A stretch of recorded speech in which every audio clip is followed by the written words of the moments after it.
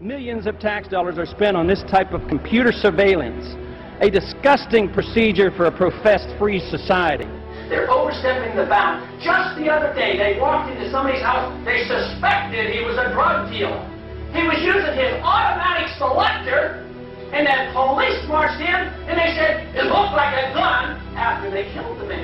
In America! Is that what America's all about? I'd say no. We want privacy. Less government for individual liberty, get the government off our backs, a more sensible foreign policy. I'm very disappointed that so far in this Congress we have not yet seen any sincere effort to cut any spending. There's something wrong here that could and should be adjusted with decreased spending, not raising taxes, and not further robbing the Social Security Trust Fund. The more we threat, the more we intimidate, the more we want to bomb people, the more we're leading into another fiasco like Vietnam. We trade with Vietnam now. That's a much better way than trying to impose our will on Vietnam by going over there and dropping bombs. So I would say that this just points out again that we have a very, very poor foreign policy in the Middle East. I wish the Congress would address the unconstitutionality of presidents waging war. That, to me, is a lot more serious than Monica Lewinsky, let me tell you. The corporations are in bed with the government. Peace and harmony can never be achieved by bombs and intimidation. Mr. Speaker, over the last 3 to 4 years, I've come to the floor on numerous occasions trying to sound a warning about both our foreign policy and our monetary policy. The cause is the Federal Reserve.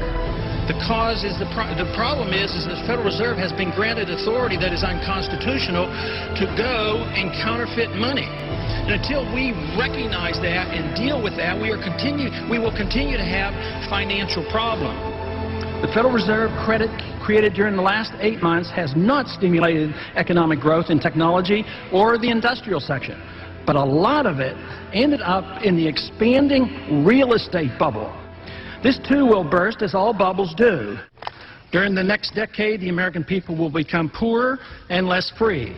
I do not see any reason whatsoever to take young men and young women and send them 6,000 miles off to a land to attack a country that has not committed any aggression against this country. War is not popular. People get killed and body bags end up coming back. I don't want anybody's legs shot off for some reason that is not justified, and it's not a declared war.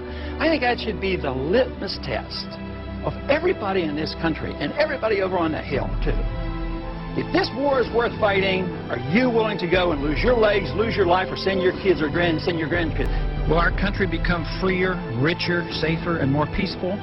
Or will we continue to suffer from lost civil liberties, a stagnant economy, terrorist threats, and an expanding war in the Middle East and Central Asia? Is it not possible that George Washington's admonition to avoid entangling alliances is sound advice even today? Both candidates supported the war in Iraq and the continuation of it. Both supported the Patriot Act and its controversial attack on personal privacy.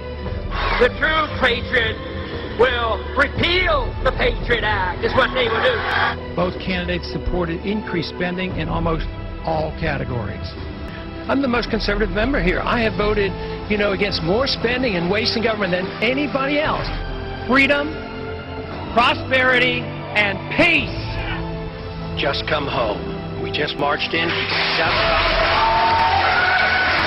We have allowed our nation to be overtaxed and overregulated and overrun by bureaucrats. The founders would be ashamed of us for what we're putting up with. A system designed to protect individual liberty will have no punishments for any group and no privileges. Today, I think inner city folks and minorities are punished unfairly in the war on drugs. I think this is not a consequence of free markets. What's happening is there's a transfer of wealth from the poor and the middle class to the wealthy.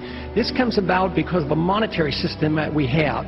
When you inflate a currency or destroy a currency, the middle class gets wiped out. So the people who get to use the money first, which is created by the Federal Reserve System, benefit.